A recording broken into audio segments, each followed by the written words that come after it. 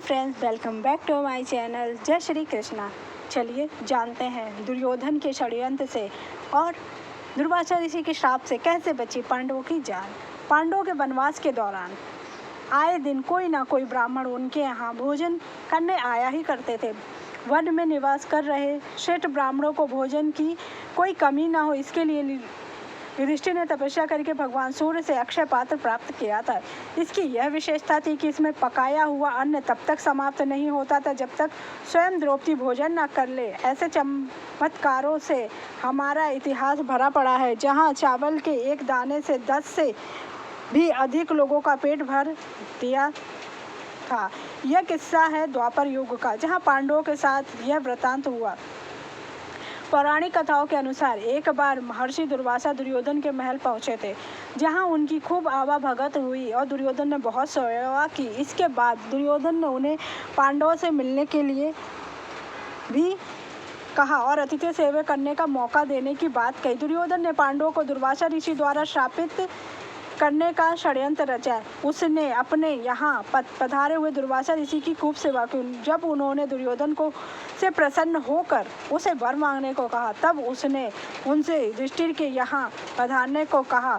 उसने उनको यह भी कहा कि वह पांडवों की कुटिया में तब पधारे जब द्रौपदी अन्य ब्राह्मणों को खिलाकर खुद खा चुकी हो। ऋषि दुर्वासा भी इस बात को मानकर अपने 10 से अधिक शिष्यों के साथ पांडवों के घर जाने का निमंत्रण स्वीकार कर लेते। युधिष्ठिर ने जब यह बात द्रौपदी को बताई तो उसके बाद आगे कथा मिलती है कि जब ऋषि दुर्वासा पांडवों से मिलने पहुंचते हैं तो उन्होंने कहा कि वह आज उनके यहाँ निवास करेंगे और भोजन ग्रहण के। इसके बाद युधिष्ठिर ने उन्हें स्नान आदि से निवृत्त होने का आग्रह किया। युधिष्ठिर ने जब यह बात द्रौपदी को बताई तो उनकी चिंता बढ़ गई। परेशानी का कारण यह था कि सभी ने भोजन कर चुके थे और भोजन का एक भी कण शेष नहीं था। ऐसे में यदि ऋषि दुर्वासा को भोजन ना करा पाए तो वह श्राप दे देंगे। जब दुर्वासा ऋषि अपने अन्य शिष्यों के साथ पांडवों की कुटिया में पहुंचे तब युधिष्ठिर ने उनका स्वागत सत्कार किया। उन्होंने अपने मेहमानों को भोजन कराने का निमंत्रण तो दे दिया। दुर्वासा ऋषि और उनके अन्य शिष्य भोजन से पहले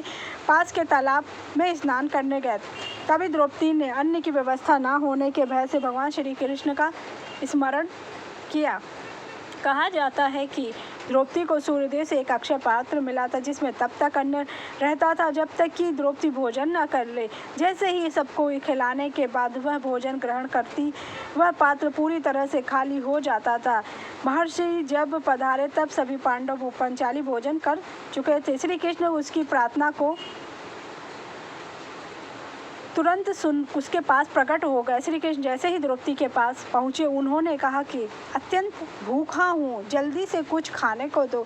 इस पर द्रौपदी ने कहा कि मोहन, इसलिए तो तुम्हें पुकारा है। इसके बाद पूरी बात कह सुनाई। तब श्री कृष्ण ने कहा कि देखो, पात्र में शायद कुछ शेष रह गया हो।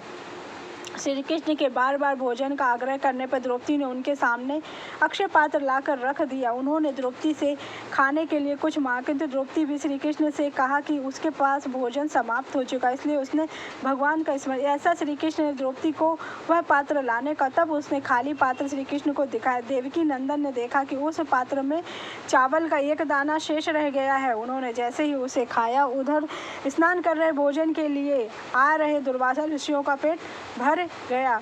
महर्षि दुर्वासा और उनके शिष्यों को जैसे ही एहसास हुआ कि उनका पेट काफी भर चुका हुआ तो अन्न का एक दाना भी अब ग्रहण नहीं कर सकता, तब उन्होंने आपस में पांडवों को बिना बताए ही प्रस्थान करने का निर्णय लिया। चूंकि ऋषि दुर्वासा जानते थे कि युधिष्ठिर धर्म प्रिय हैं, वह अतिथि को बिना भोजन कराए नहीं जाने देंगे। ऐसे में वह पांडवों को बगैर बताए हुए अपने शिष्य के साथ वहां से प्रस्थान कर गए। इस तरह श्री कृष्ण ने एक और बार पांडवों को की रक्षा की, नहीं तो ऋषि दुर्वासा के क्रोध से उन्हें कोई नहीं बचा सकता था। दुर्योधन ने 4 महीनों तक ऋषि दुर्वासा की सेवा की, लेकिन मूर्ख दुर्योधन उनसे वरदान मांग सकता था, लेकिन उसने पांडवों के नाश का अवसर समझने का विनाश करने को सोचा। अगर पांडव दुर्वासा ऋषि और उनको शिष्यों को तृप्त नहीं कर पाए होते तो क्रोधित होकर उन्हें श्राप दे देते, लेकिन भगवान श्री कृष्ण ने ऐसा नहीं